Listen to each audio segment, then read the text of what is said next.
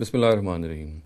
اسلامی نظام سیاست، اسلام کے جو سیاسی احکام ہیں ان کے بارے میں ایک بہت عام طور سے جو بات کہی جاتی ہے وہ یہ ہے کہ ایک اسلامی حکمران کو یا مسلمان حکمران کو استرداد کا حق حاصل ہے، یعنی کہ ویٹو کا حق حاصل ہے۔ دوسرے لفظوں میں اگر اکثریت کی ایک رائے کسی چیز پر متفق ہے، وہ اکثریت کسی رائے پر متفق ہے، تو ایک مسلمان حکمران کو اس کے باوجود اگر اس کی کوئی اپنی رائے سے مختلف ہے تو کاسٹنگ ووٹ ڈال کے وہ ایک جو اس کی اپنی رائے ہے اس کے مطابق فیصلہ کر سکتا ہے، اور ایسے ہی کو حق استرداد یا ویٹو کی بنیاد پر رائے دہی کہتے ہیں۔ چنانچہ اس کی بنیاد پر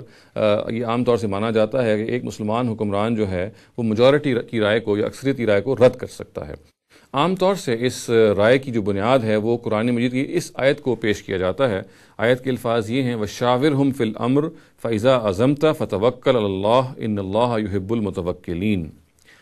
اور معاملات میں ان سے مشورہ لیتے رہو، پس جب تم فیصلہ کر لو تو اللہ پر بھروسہ رکھو، اللہ تعالیٰ بھروسہ رکھنے والوں کو پسند کرتا ہے۔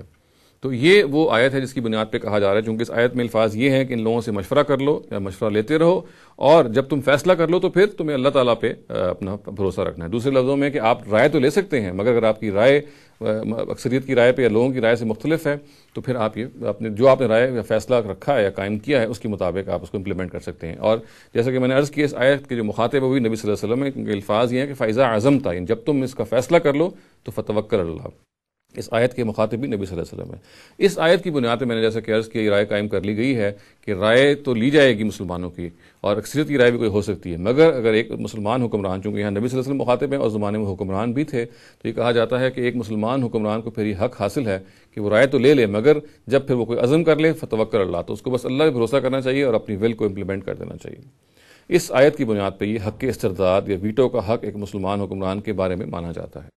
تو سب سے پہلے تو یہ جان لینا چاہیے کہ ہر آیت کو ضروری ہے کہ جب بھی ہم اس سے کوئی مفہوم اخذ کریں تو سیاق و سباق کے لحاظ سے اس مفہوم کو اخذ کریں، اور اس کی جو بھی ہم مفہوم اخذ کریں گے اگر یہ پیش و عقب کی آیتوں سے ملا جلا نہیں ہوگا تو اس کا شدید خدشہ ہے کہ ہم کوئی ایسا مفہوم اخذ کر لیں گے جو منشا یا قائل کے منشا کے بالکل مطابق نہیں ہوگا، جو اللہ تعالیٰ ہرگز نہیں چاہتے ہوں گے، جو شارع بالکل نہیں چاہتا ہوگا۔ اور کچھ ایسا ہی معاملہ ان آیتوں کا بھی ہے۔ ان آیتوں کا جو پس منظر ہے اس کو جان لینے کے لیے دیکھیے کہ یہ آیتیں اس دور میں اتری کہ جب جنگ احد کا زمانہ تھا۔ جنگ احد میں مسلمان سے گزر چکے تھے، اور یہ معلوم ہے کہ جب یہ جنگ احد کا معاملہ ہوا تو نبی صلی اللہ علیہ وسلم نے مسلمانوں سے یہ مشورہ کیا تھا کہ وہ شہر کے اندر سے رہ کے لڑائی لڑیں یا باہر جائیں۔ بہت سارے مسلمانوں کی رائے یہ تھی، بلکہ زیادہ تر مسلمانوں کی رائے یہ تھی کہ ہمیں باہر جا کے یہ معاملہ کرنا چاہیے، اور ایسا معلوم ہوتا ہے کہ خود نبی صلی اللہ علیہ وسلم کی اپنی بھی رائے یہی تھی، جبکہ بعض منافقین کی رائے یہ تھی کہ ہمیں شہر کے اندر سے رہ کے دفاع کرنا چاہیے اور شہر میں اندر رہتے ہوئے لڑنا چاہیے۔ تو جب مسلمانوں نے، نبی صلی اللہ علیہ وسلم نے یہ فیصلہ کیا کہ نہیں ہم باہر جائیں گے یا شہر سے باہر جا کے لڑیں گے، تو ہمیں یہ معلوم ہے کہ عبداللہ ابن ابی 300 منافقین کو لے کے شروع ہی میں الگ ہو گئے تھے،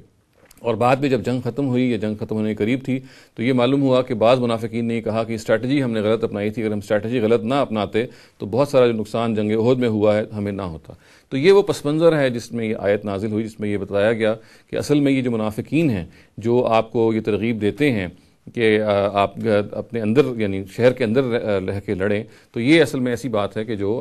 ان کے بہت سارے مشورے ایسے ہیں جو آپ کو وہ دیں گے، ان کے مشورے آپ ان سے سنتے رہیں اور پھر فیصلہ وہ کیجئے جو پھر آپ کے اپنے ذہن میں ہے۔ دوسرے لفظوں میں ابھی دیکھیے کہ قرآن مجید میں منافقین کا معاملہ جب زیر بحث آتا ہے، جو زیر بحث رہا ہے، تو اس میں ایک لمبی مدت ان منافقین کو یہ دی گئی کہ ان کو ایکسپوز نہیں کیا گیا، ان کو مسلمانوں کی جماعت کا حصہ سمجھا گیا۔ اور خود قرآن مجید میں اگر آپ دیکھیں تو اس آیت سے جو فوراً پہلے کے الفاظ ہیں، یعنی اسی آیت کے جو شروع کے الفاظ ہیں وہ ہیں کہ فاعفوا عنہم واستغفر لہم، یعنی ان کے لیے آپ ان سے درگزر کیجئے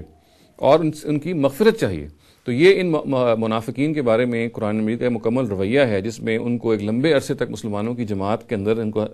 کو سمجھا گیا، ان کو ایکسپوز نہیں کیا گیا، اور پھر ان سے مشورہ لینے کی تائید بھی نبی صلی اللہ علیہ وسلم کو کہا گیا کہ آپ ان سے مشورہ لیتے رہیے، البتہ فیصلہ وہی کیجئے جو آپ صحیح سمجھتے ہیں۔ تو گویا آپ یہ کہہ سکتے ہیں کہ یہ پوری کی پوری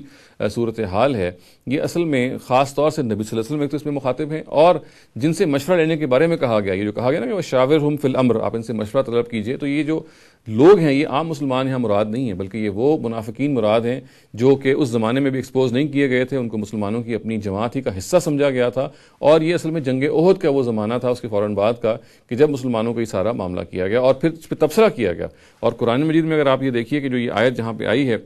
اس سے فوراً جو میں نے آیت آپ کے سامنے پڑھ کے سنائی، اس سے فوراً پہلے جو آیات ہیں وہ یہ بتاتی ہیں کہ یہ خاص طور سے جنگ احد پر ایک تبصرہ چلا آ رہا تھا، اور اسی تبصرے میں ہی کہا گیا نبی صلی اللہ علیہ وسلم کو کہ آپ ان منافقین کو ابھی نہ کاٹیے، اپنے سے ابھی نہ الگ کیجیے، ان سے مشورہ کرتے رہیے، اور جب مشورہ آپ ان سے کر لیں تو پھر آپ نے فیصلہ وہی کرنا ہے جو آپ کو صحیح لگے۔ تو گویا آپ یہ کہہ سکتے ہیں کہ یہ اصل میں نبی صلی اللہ علیہ وسلم اور ان منافقین سے خاص ایک آیت ہے۔ اس کا کوئی تعلق اس چیز سے نہیں ہے کہ ایک سربراہ کو ویٹو کا حق حاصل ہے یا نہیں حاصل ہے۔ اس آیت کو ہم اس خاص سیاق و سباق ہی میں سمجھیں گے۔ اور جہاں تک خود اسلام کی قانون سیاست کا تعلق ہے تو یہ بات بالکل واضح رہنی چاہیے کہ امرہم شورا بینہم کی آیت اس کی بنیاد۔ اس کا مطلب یہ ہے کہ اکثریت کی تائید جس کو حاصل ہوگی وہی حکمران بنے گا، اور اکثریت کی تائید کا ایک حکمران پابند بھی ہوگا۔ یعنی ایک حکمران جو ہے اگر بن جاتا ہے اکثریت کی تائید پہ، تو پھر اکثریت کی تائید کا وہ خود بھی پابند ہوگا، اس کو کوئی حق استرداد حاصل نہیں ہوگا۔ اقول قولی ھذا واستغفر اللہ لی ولکم ولسائر المسلمین والمسلمات۔